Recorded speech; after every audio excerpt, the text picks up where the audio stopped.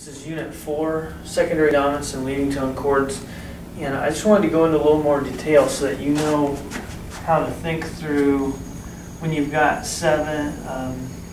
let's say 5, 6, 5 of 5, how you can take a leading tone in the bass, like a sharp 4, and think through that chord, what it's going to be. And also, the other option that's going to go with it of that. And I think from taking kind of a composerly perspective, you get a sense of how these chords relate to a bass note. And also how you have two options there. Okay, so let's relate it back to what we know for sure, which is this, in the key of C, 5, 7 going to 1 would be a G7 chord resolving here. Okay. Now here, we're going to be tonicizing G, not scale degree 1.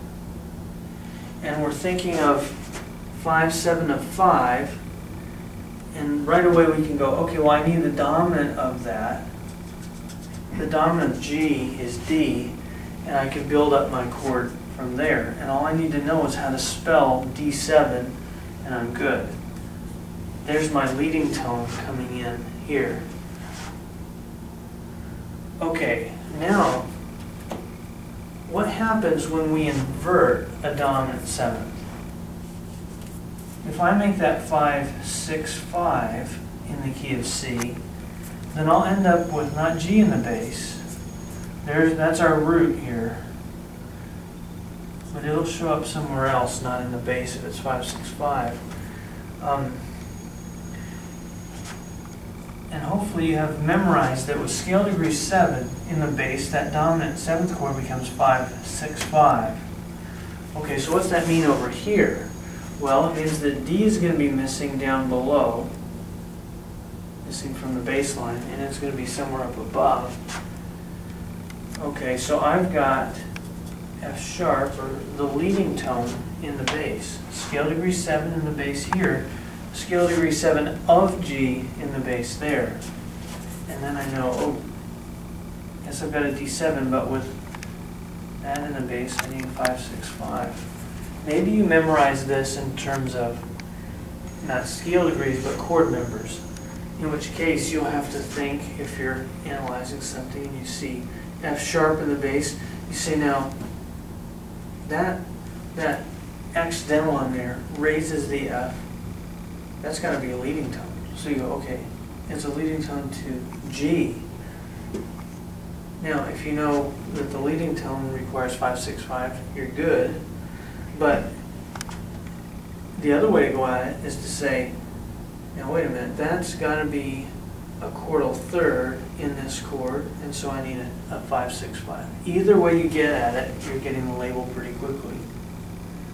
Now, we were saying that when you've got sharp 4 in the bass, you have two possibilities, 5, 6, 5 of 5, where you could write 7 diminished 7 of 5, or if you're analyzing, and you see that scale degree in the bass, that it could be either one of those. So let's take a minute and just look at that scenario.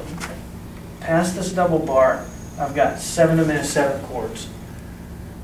Here's one in the key. B, D, F, A flat in the key of C, fully diminished, and I need to remember to resolve a bunch of things. 3 things. The leading tone up, chordal 5th down, and the chordal 7th down. Very scripted, very determined, just because of its quality. And what we do is we apply that all up here and say, okay, I know how the leading tone works. It goes up by half step. I'm moving all that whole thing from C up to G, and now my leading tone is going to be F sharp to get that relationship right there. Fully diminished means F sharp, A, C, and an E flat in there. These still need to resolve. Chordal 7th, and by step. We'll fifth down by step, and then I'll take that down to double the root, G, B, D. Okay, now we're in a position to compare this scenario with this one. Let me write this in here. Chordal seventh comes down, leading tone comes up. That's our normal resolution.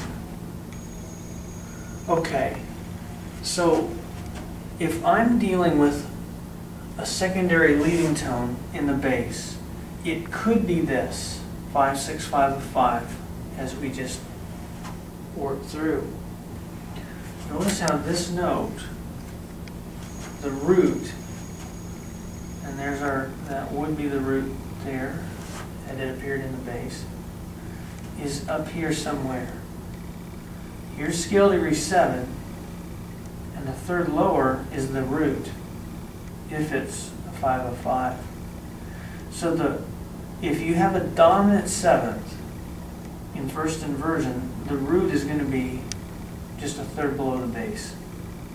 And you'll find that note somewhere up above. So we locate it here, but we find it up above somewhere.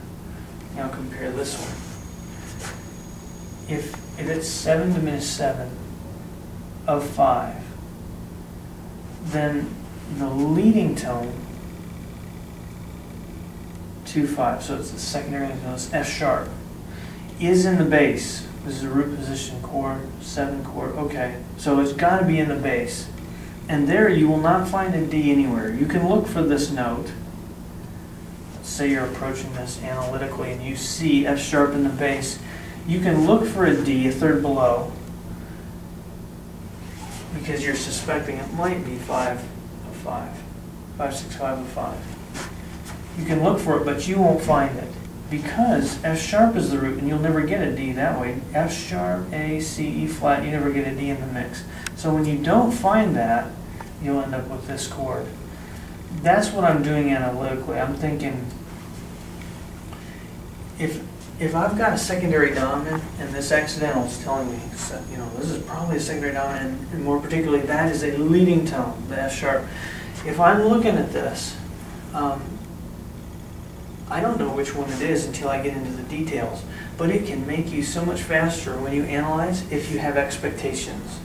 And my expectation is it's going to be a 5, 6, 5 of 5 with that leading tone down there, or it's going to be a 7 diminished 7 of 5. It's one of those two. And I need a way to decide that. And the fastest way to decide it is because this chord has a D in it, and this one does not.